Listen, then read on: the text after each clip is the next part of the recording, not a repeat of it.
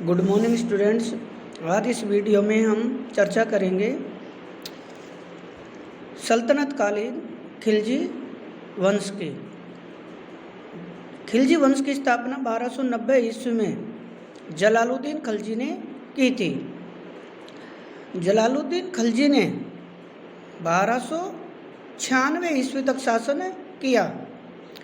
जलालुद्दीन खिलजी का भतीजा और दामाद अलाउद्दीन खिलजी था, जो कड़ा का गवर्नर था।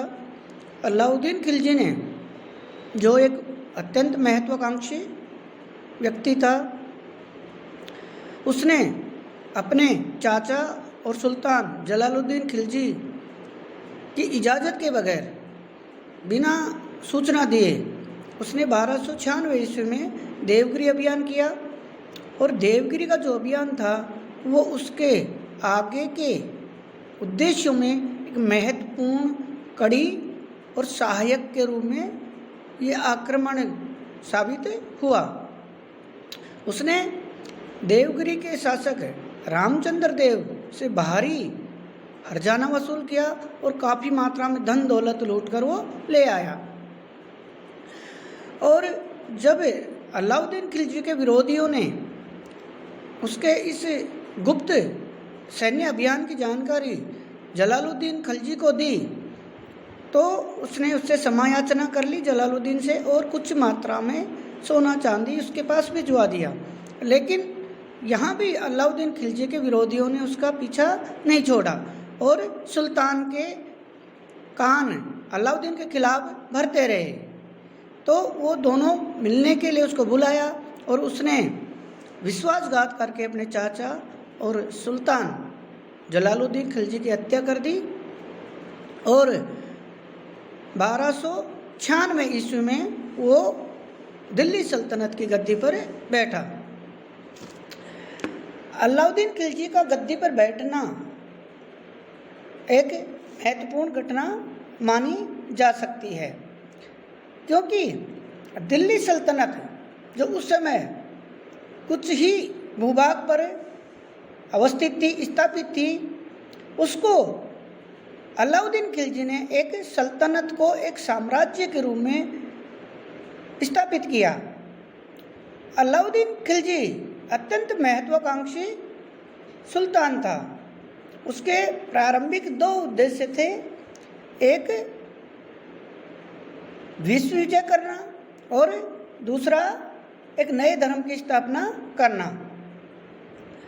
अलाउद्दीन खिलजी का मित्र और दिल्ली का कोतवाल अलाउल मुल्क ने अलाउद्दीन खिलजी को सलाह दी कि हे महाराज, आप पहले पूरे भारत को तो जीतिए, उसके बाद में आप विश्व विजय के लिए निकल सकते हैं, यानी प्रयास कर सकते हैं। पहले पूरे भारत को तो जीतिए आपने। दूसरा, नए धर्म की स्थापना के संदर्भ में अलाउल मुल्क ने कहा कि ये धार्मिक नेताओं, धार्मिक जो वर्ग है, उनका काम है, न कि शासकों का। इसलिए अलाउद्दीन खिलजी ने अलाउल मुल्क के कहने पर नए धर्म की स्थापना का जो उसका उद्देश्य था, जो वो सोच रखता था कि मैं एक नए धर्म की स्थापना करूं, उस विचार को त्याग दिया। और सर्वप्रथम अलाउद्दीन खिलजी ने अपने राज्य में जो प्रशासनिक शिथिलताएं थी, या यूँ कहीं अमीरों के जो वर्ग थे, ढिलाई थी, उनमें आपस में गुटबंदी थी, स्वार्थों की महत्वाकांक्षाओं की पूर्ति में वो लगे रहे थे, उन सब की तरफ उसने अपना पहला ध्यान आकर्षित किया। और सबसे पहले उसने कुछ अध्यादेश निकाले, जिसमें अलाउद्दीन खिलजी ने सभी अमीरों के आपसी वैवाहिक संबंधों पर प्रतिबंध लगा दिया कि बिना सुल्तान की इजाज़त के या आज्ञा के कोई भी अमीर अपने पुत्र पुत्रियों का आपस में विवाह संबंध स्थापित नहीं करेगा। अलाउद्दीन खिलजी ने दूसरा आदेश निकाला कि जो अमीर आपस में महफिलें, दावतें आयोजित करते थे और उनमें शराब वगैरह का जो आयोजन होता था, महफिलें जमाई जाती थी, उनमें ये अमीर आपस में मिलते थे और एक दूसरे के खिलाफ कूटनीतिक छल कपट, विश्वासघात आदि की बातें करते थे और सुल्तान के खिलाफ भी कुछ गतिविधियों में शामिल हो जाते थे। इसलिए अलाउद्दीन खिलजी ने सभी अमीरों के आपस में दावत या महफिल आयोजित करने पर प्रतिबंध लगा दिया। अलाउद्दीन खिलजी ने तीसरा आदेश निकाला कि जो अमीरों के पास अतिरिक्त धन था, उस सभी धन को वापस छीन लिया। यहाँ तक कि कहते थे कुछ विद्वान, तत्कालीन जो इतिहासकार हैं, वो लिखते हैं कि अमीरों के पास नाम मात्र को देखने के लिए भी सोना चांदी के बर्तन या अवशेष नहीं रहे। यानी अलाउद्दीन खिलजी का यह उद्देश्य था कि वो अमीरों को उस स्थिति में ला दे कि वो अपने घर परिवार के जीवन यापन में लगे रहें। यानी अनावश्यक जो षड्यंत्र, विश्वासघात, जो बातें में वो अपना वक्त जाया करते हैं या सुल्तान और राज्य के खिलाफ जो गतिविधियां करते हैं, विचार करते हैं, षड्यंत्र रखते हैं, उनका उनको अवसर ही ना मिले और वो अपने परिवार और अपने घर की ज़रूरतों में व्यस्त रहें, तो ताकि षड्यंत्रों का मौका ही ना मिले। अलाउद्दीन खिलजी ने चौथा आदेश निकाला कि उसने जो गुप्तचर, आप जानते हैं कि इतिहास में विशेषकर राजतंत्र में जो राजतंत्रात्मक शासन प्रणाली है, उसमें सफल, कुशल और बेहतर प्रशासनिक संचालन के लिए एक गुप्तचर प्रणाली महत्वपूर्ण भूमिका निभाती है। तो अलाउद्दीन खिलजी ने क्या किया, जो गुप्तचर थे, जो राज्य के विभिन्न भागों में रहकर सूचनाएं एकत्रित करते थे और सुल्तान को देते थे, जिनके आधार पर सुल्तान अपने प्रशासन में महत्वपूर्ण निर्णय ले पाता था। तो अलाउद्दीन खिलजी ने गुप्तचरों पर भी गुप्तचर बिठा दिए, ताकि कोई गुप्तचर लोभ लालच में फंसकर सही सूचना सुल्तान को नहीं दे रहा हो। इसलिए अलाउद्दीन खिलजी ने क्या किया कि गुप्तचरों पर भी गुप्तचरों का जाल बिछा दिया। वो गुप्तचर उस गुप्तचर की जासूसी करते थे कि किसी मोह लोभ लालच में आकर वो गुप्तचर अपना सही कर्तव्य निर्वहन करने से चूक तो नहीं रहा या नहीं कर रहा है।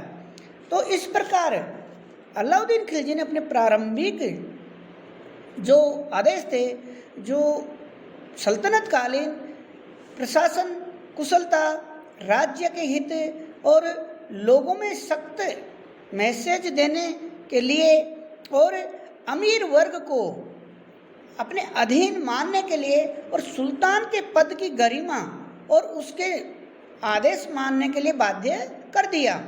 अमीर अब एक दूसरे से मिलने से कतराते थे, क्योंकि उनको सख्त गुप्तचर व्यवस्था, दूसरा धन छीन लेना और सुल्तान के आक्रामक स्वभाव का पता था। इसलिए अलाउद्दीन खिलजी ने अपने प्रारंभिक प्रयासों से जो अमीर वर्ग था उसको अपने अधीन लाने का प्रयास किया, उसको शक्ति से अपने अधीन लाने का प्रयास किया, और जो प्रशासनिक कुशलता की दृष्टि से जो जरूरी चीज़ थी कि जो अमीरों के पास धन एकत्रित था वो राज्य कोष में जमा कराया गया, और उन अमीरों के आपसी जो षड्यंत्रकारी जो महफिल दावतें होती थी उन पर प्रतिबंध लगा दिया। इस प्रकार अलाउद्दीन खिलजी ने अपने राज्य के शुरुआती, अपने शासन के शुरुआती अवस्था में ही अमीरों में एक सख्त मैसेज दिया। इसके अलावा अलाउद्दीन खिलजी के ऊपर अपनी उपलब्धियों की बात करते हैं तो अलाउद्दीन खिलजी ने जो उपलब्धियां हासिल की उसको दो भागों में बांटा जा सकता है। सैन्य उपलब्धियां, पहली उसकी जो अपन बार विभाजित कर सकते हैं वो है उत्तर भारत की विजय। अलाउद्दीन खिलजी ने उत्तर भारत में विजय प्राप्त की, और उत्तर भारत में विजय प्राप्त करने के पीछे उसका प्रमुख उद्देश्य था कि उत्तर भारत को जीतकर वो अपने संपूर्ण राज्य में शामिल करना चाहता था और उसको अपने प्रत्यक्ष शासन में लेना चाहता था। दूसरा, अगर उसकी उपलब्धियों की बात करते हैं, दूसरे भाग में जो उसकी उपलब्धियां, विजयों को बांटा जाता है, वह है दक्षिण भारत की विजय। अलाउद्दीन खिलजी, आप जैसा कि जानते हैं, मैंने अपने पिछले वीडियो में बताया था कि अलाउद्दीन खिलजी ऐसा पहला मुस्लिम शासक था जिसने उत्तर भारत के साथ दक्षिण भारत को जीतने का प्रयास किया और उसको जीतकर सल्तनत में शामिल किया। Thank you.